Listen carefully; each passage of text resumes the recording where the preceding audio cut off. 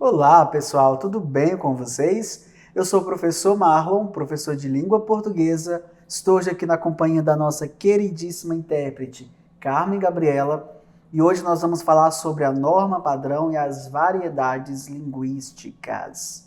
O nosso objetivo, então, com esta sequência, além de discutir essas variações da língua, também é mostrar que cada variante se adequa a uma situação de comunicação, não existindo, assim, aquela que é melhor em detrimento de outra, mas entender a importância e o lugar de cada uma delas, né?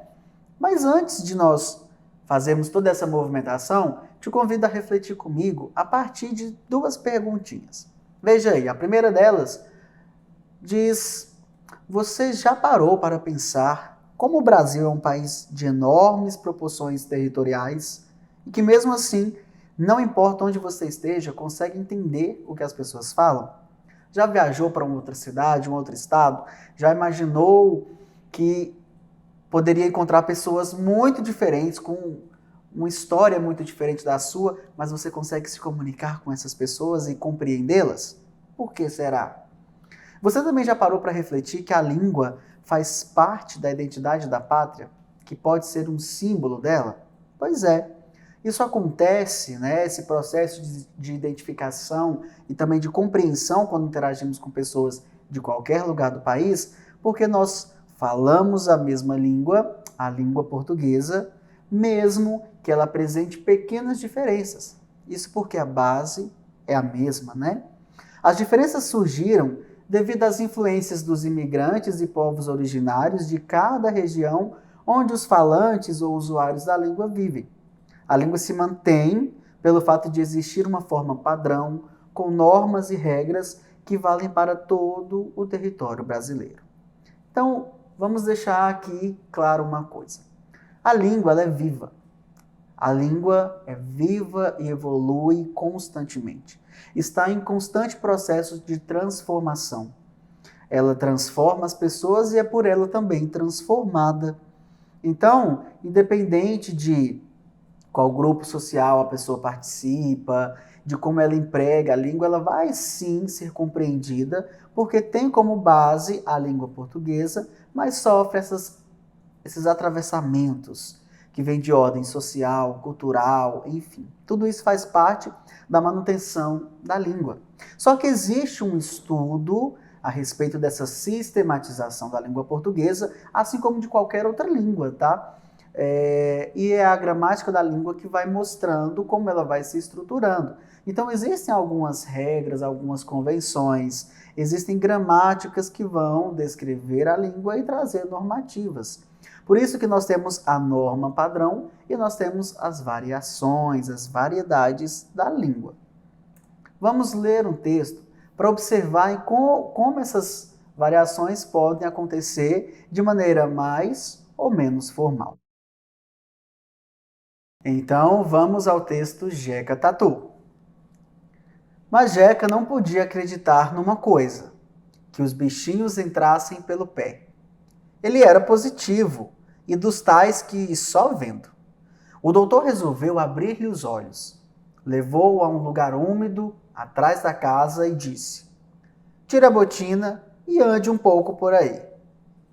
Jeca obedeceu. Agora venha cá. Sente-se. Bote o pé em cima do joelho. Assim. Agora examine com esta lente.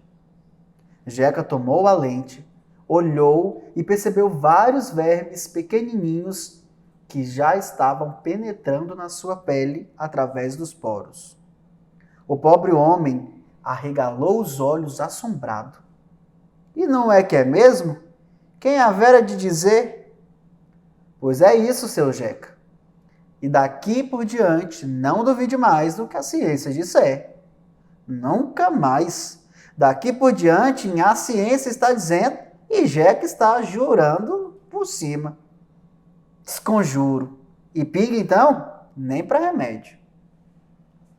Bem, então nós lemos aqui um trechinho de Jeca Tatu, que mostra várias marcas de oralidade, uma variação muito próxima do homem que vive no interior, né, a fala dele, Agora vamos ler um outro texto chamado O Soldado e o Diabo.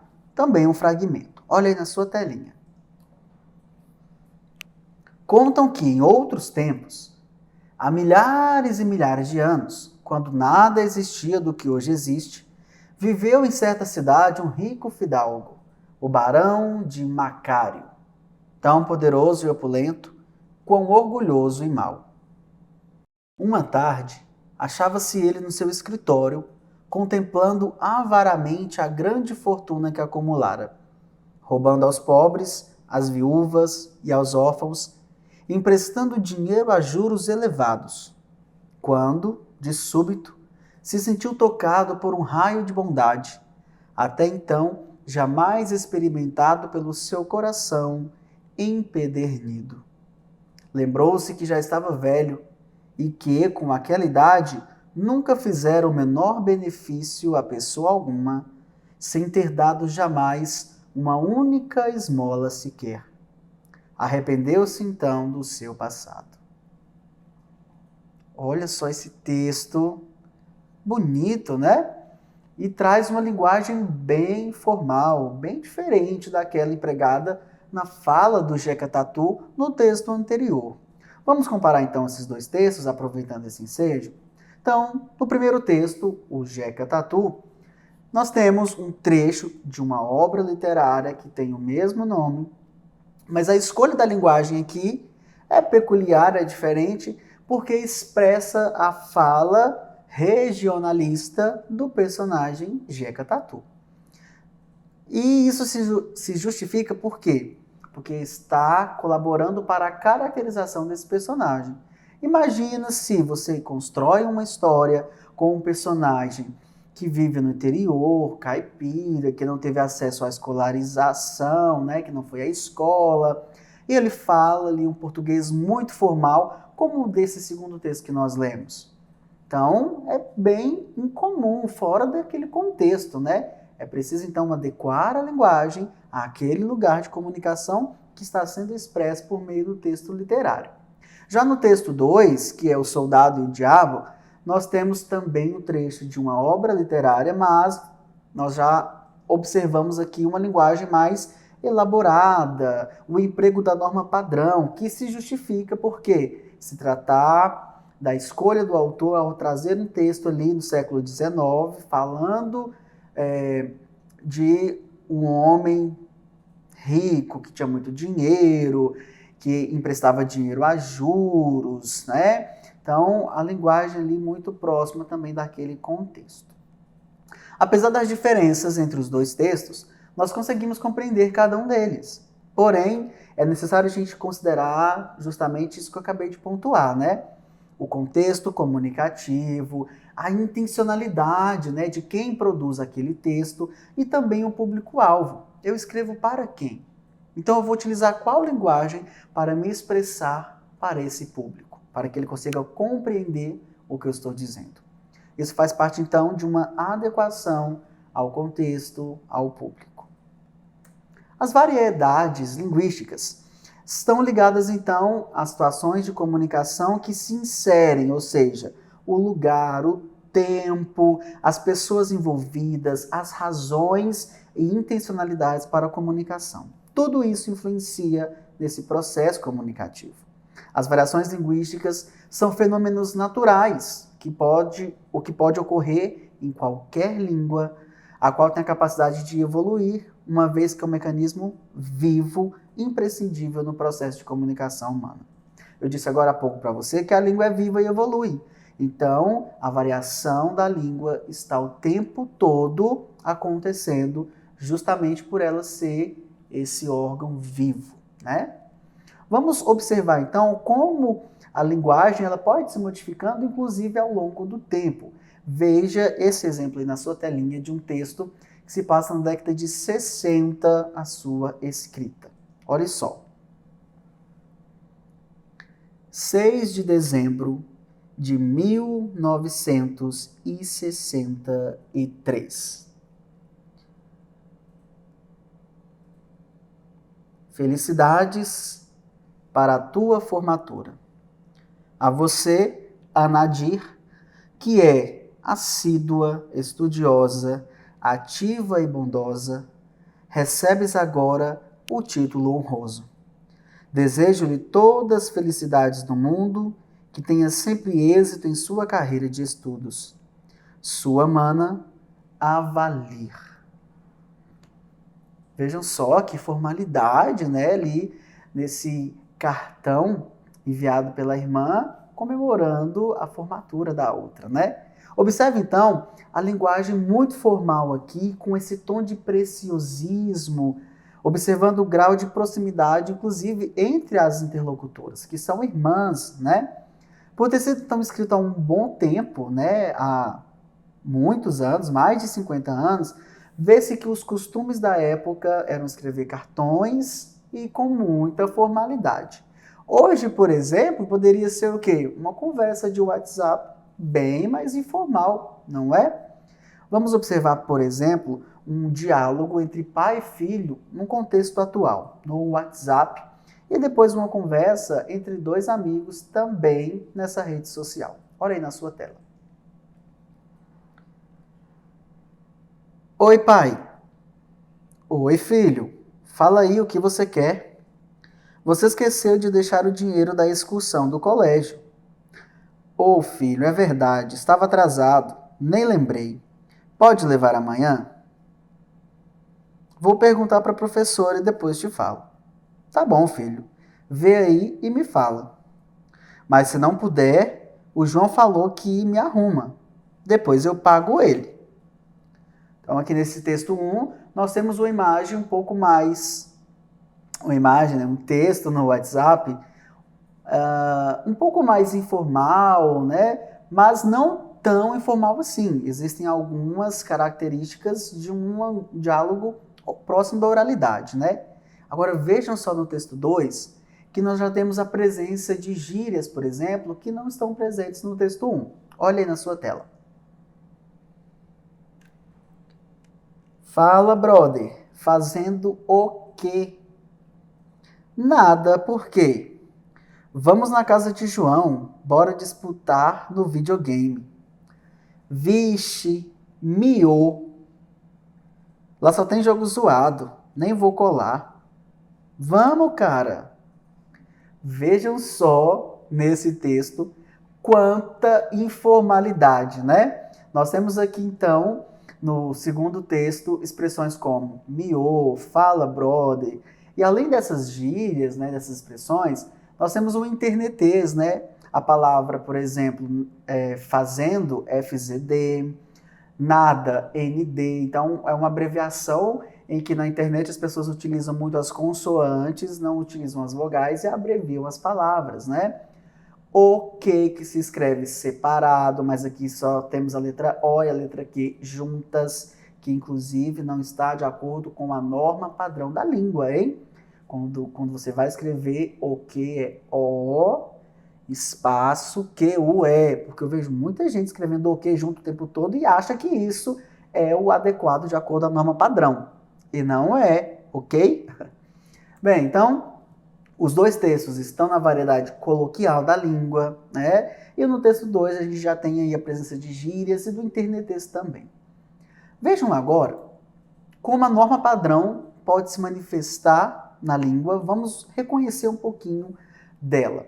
Muitas vezes nós conseguimos identificar inadequações, seja de concordância verbal, nominal, erros, né, desvios ortográficos na escrita, também a variação dada pela oralidade, né? Então, identificar facilmente essas questões, como as gírias, vimos agora há pouco, o internetês, mas nem sempre essa identificação acontece de maneira tão fácil.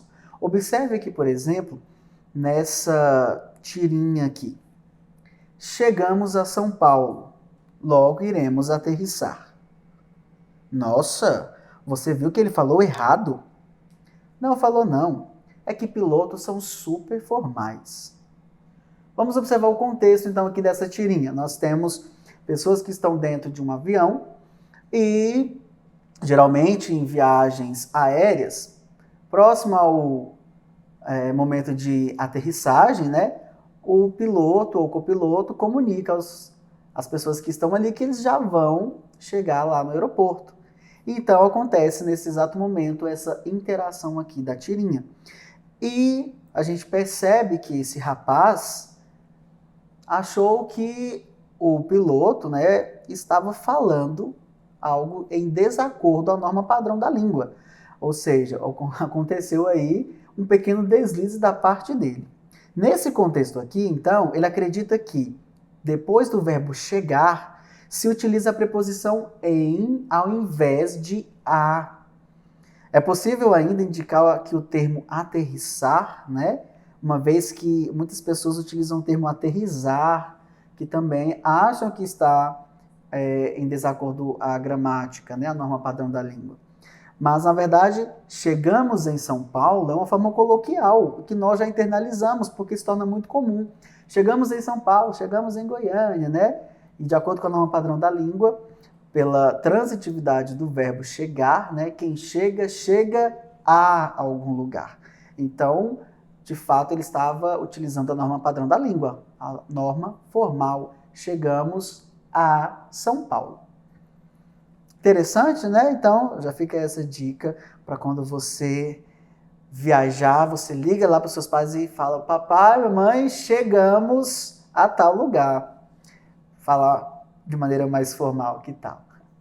Bem, brincadeiras à parte, vamos observar então que as variações linguísticas, elas dependem, né, de alguns fatores para que elas possam se manifestar no meio do povo, dos falantes. Então, existem algumas condições que colaboram para as diferenças entre os falantes.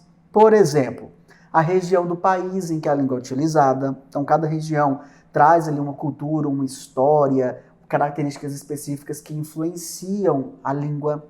Os hábitos linguísticos de uma comunidade. Então, existem muitas regiões do país em que usam muito o tu ao invés de você, né? A situação, a circunstância, o contexto em que as pessoas estão inseridas. Então, geralmente, na sala de aula, quando você vai conversar com o professor, você utiliza uma linguagem específica diferente daquela que você utiliza na sua casa com os seus familiares. A condição social e o grau de escolaridade também influenciam nesse processo comunicativo, assim também como a intenção de quem produz determinada mensagem. Então, muitas vezes nós utilizamos palavras em determinados contextos com um propósito comunicativo específico, de fazer uma brincadeira, por exemplo. Então, algumas pessoas usam muito o termo muito usado em programas de televisão, em filmes, em séries, e usam aquilo em uma conversa com os amigos para descontrair. Então, ele está trazendo um recorte ali de uma dada linguagem de maneira proposital. Também, o público-alvo a quem se destina a mensagem. Então, você não pode utilizar uma linguagem muito formal, palavras muito rebuscadas, com pessoas que têm dificuldade para compreender essas palavras muito rebuscadas.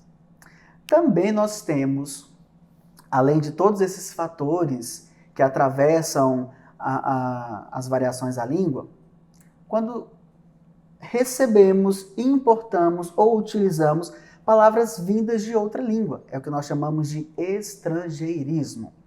Então, nós recebemos muitas influências de línguas de outros países, como o inglês, né?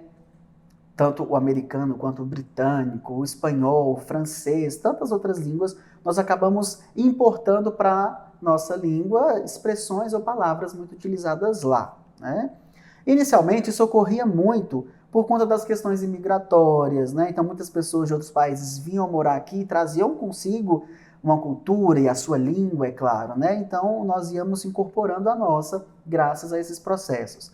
Mas hoje, né, grande parte do estrangeirismo também se dá pelo advento da internet, né, que conecta o mundo todo. Então, você pode ler várias línguas sentado na sala da sua casa com o celular na mão, né?